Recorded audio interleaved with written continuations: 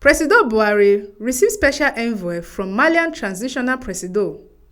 Malian leader special envoy and Minister of Territorial Administration and Decentralization, Colonel Abdoulaye Meiga, briefed Buhari on the outcome of the National Conference on State Rebuilding for Bamako, wey dem just do.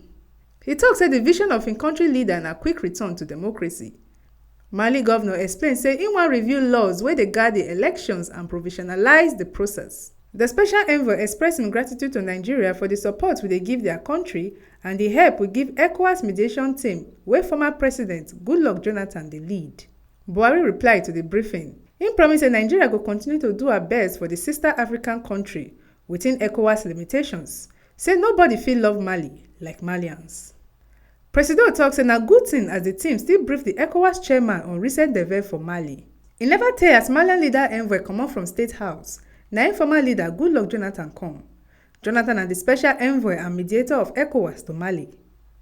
The ultimatum by ECOWAS to the West African nation to announce concrete plans for elections or face additional sanction to inspire. Jonathan don dey mediate talks with the authority of Mali on top the restoration of democratic order. The details of wetin im and President yarn about wey almost reach 30 minutes no dey disclosed. President still listen to the governor of Jigawa State, Mohammed Abubakar. Wetin dem yarn for closed-door meeting no dey disclosed. From State House, Osarugwe Monday for TMC News.